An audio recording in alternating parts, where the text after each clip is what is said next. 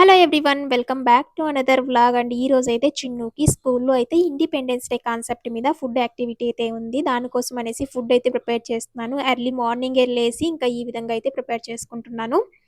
మనకి నచ్చిందైతే తీసుకెళ్ళొచ్చు. నాకైతే స్వీట్ అయితే చిన్న పిల్లలు కాబట్టి కొంచెం బాగా ఇంట్రెస్ట్‌గా తింటారనేసి నేనైతే స్వీట్ అయితే ప్రిపేర్ చేస్తున్నాను. ఇంకా రవ్వ కేసరి అయితే 3 డిఫరెంట్ కలర్స్‌లో మనం వేసి ఇంకా మన ఫ్లాగ్ కలర్స్ వచ్చేలాగా చేయొచ్చనేసి ఇంకా ఆ విధంగా చేసుకుంటున్నాను.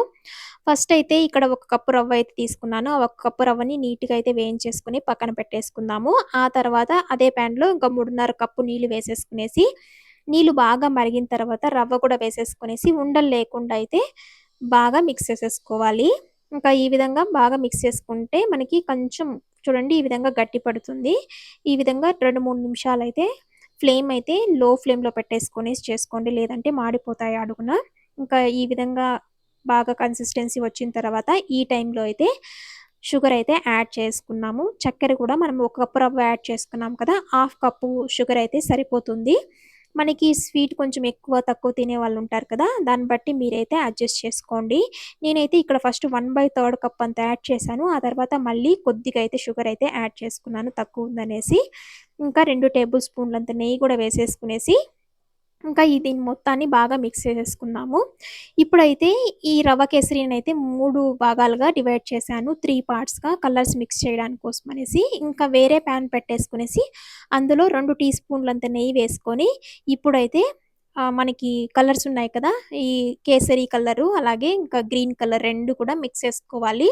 వైట్ అయితే మనకి వైట్ ఏం అవసరం లేదు. ఆల్రెడీ వైట్ కలర్‌లోనే ఉంటుంది కదా! రవ్వ అనేది. కాబట్టి వైట్ కలర్‌కి ఏం కలర్స్ అవసరం లేదు. ఇంకా మిగిలిన దానికైతే ఈ విధంగా ఫుడ్ కలర్స్ అయితే యాడ్ చేసుకోండి. ఇంకా నాకైతే కేసరి కలర్ అయితే ఇంట్లో ఉండింది కానీ, ఇంకా గ్రీన్ కలర్ కోసం అయితే గ్రీన్ కలర్ లేదు. సో, దానికోసం అనేసి నేను ఇంకొక ట్రిక్ అయితే మీకు చెప్తాను. ఇది చాలా బావుంది. టేస్ట్ కూడా చాలా బావుంది. నేనైతే అనుకోలేదు అంత బావుంటుందనేసి. దానికోసమని ఇంట్లో పాలాకు ఉంటుంది కదా! పాలాకునైతే కొద్దిసేపు నీళ్ళలో మనం ఉడకపెట్టేసి కొంచెం ఆ తర్వాత మిక్సీ జార్‌లో వేసేసుకుంటే మనకి గ్రీన్ కలర్ పేస్ట్ అయితే వస్తుంది కదా! దాంట్లో అయితే దాన్నొచ్చి దీంట్లో మిక్స్ చేయొచ్చు. మిక్స్ చేసి టేస్ట్ చేశాను. చాలా బావుంది. మనం ఆ ఫ్లేవర్స్ కానీ ఏమి కూడా తెలీదనమాట. అంత బావుంది. ఒకసారి తప్పకుండా ట్రై చేయండి. బట్ దీన్ని మాత్రం గ్రీన్ కలర్ మిక్స్ చేసింది మాత్రం కొంచెం నెయ్యి ఎక్కువగా వేసి ఒక 4, 5 నిమిషాలైతే లో ఫ్లేమ్‌లో పెట్టేసుకునేసి బాగా అయితే ఉడికించాలి. మనకి ఆ ఫ్లేవర్స్ అయితే తెలియవు ఆ తర్వాత.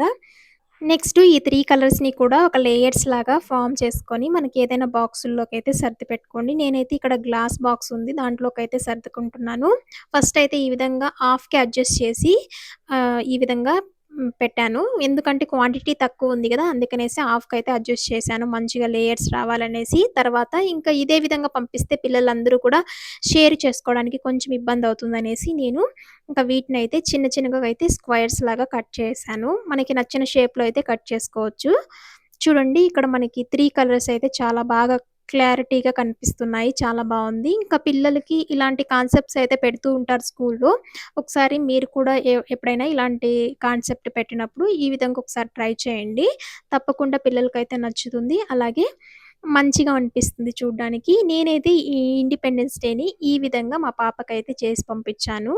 మీకు కానీ ఈ వీడియో నచ్చితే లైక్ చేసి మన ఛానెల్‌ని ఫస్ట్ టైమ్ చూస్తుంటే ప్లీజ్ సబ్స్క్రైబ్ చేసి సపోర్ట్ చేయండి. Thank you for watching. Bye.